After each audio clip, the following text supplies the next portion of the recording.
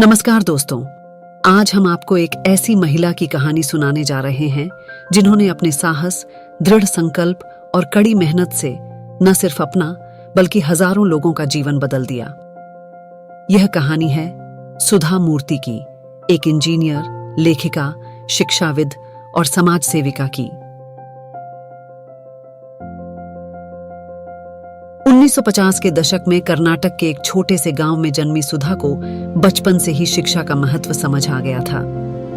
उस समय जब लड़कियों की शिक्षा को अनावश्यक माना जाता था, सुधा ने अपने परिवार का समर्थन पाकर पढ़ाई जारी रखी। उनके पिता एक डॉक्टर थे जो गरीबों की मदद करते थे। सुधा ने अपने पिता से सीखा कि सेवा और करुणा का क्या महत्व है। यह सबक उनके जीवन का मार्गदर्शक बना।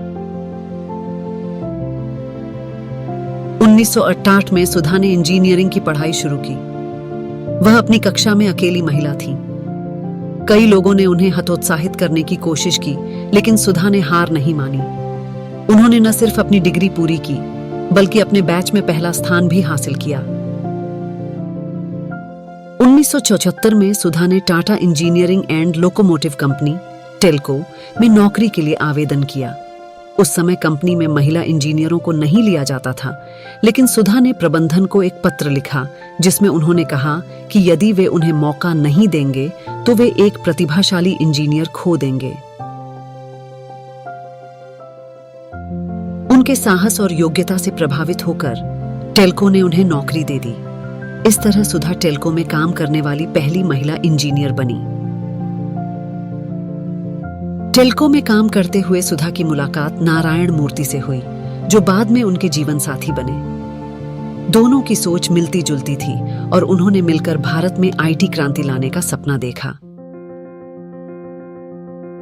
1981 में जब नारायण मूर्ति ने इन्फोसिस शुरू करने का फैसला किया, सुधा ने अपनी सारी बचत 10,000 रुपए उन्हें दे दिए। यह पैसा कंपनी की नींव बना। सुधा ने अपनी नौकरी जारी रखी और घर का खर्च चलाया ताकि नारायण मूर्ति अपना पूरा ध्यान इन्फोसिस पर दे सके।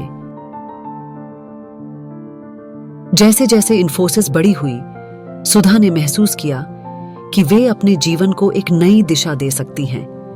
1996 में उन्होंने इन्फोसिस फाउंडेशन की स्थापना की। उनका लक्ष्य था शिक्षा, स्वास्थ्य और ग्रामीण विकास के क्षेत्र में काम करना। सुधा ने हजारों स्कूलों में शौचालय बनवाए, लाखों बच्चों को शिक्षा दिलवाई और कई अस्पतालों की स्थापना में मदद की। उन्होंने अपने जीवन को दूसरों की सेवा में समर्पित कर दिया। सुधा ने अपने अनुभवों और विचारों को किताबों के माध्यम से लोगों तक पहुंचाया। उन्होंने हिंदी, अंग्रेजी, कन्नड़ और मराठी में 30 से अधिक किताबें लिखीं। उनकी किताबें सरल भाषा में गहरे जीवन मूल्यों की बात करती हैं। सुधा मूर्ति के जीवन से हमें कई सीख मिलती है। कभी हार न माने, चुनौतियों को अवसर में बदलें। शिक्षा का महत्व, ज्ञान सबसे बड़ी शक्ति है। दूसरों की मदद करें। सफलता का असली मतलब है दूसरों के जीवन को बेहतर बनाना। सादगी में महानता। सुधा आज भी उतनी ही सरल और विनम्र हैं जितनी पहले थीं। निरंतर सीखते रहें। उम्र के हर पड़ाव पर नई चुनौतियां स्वीकार करें।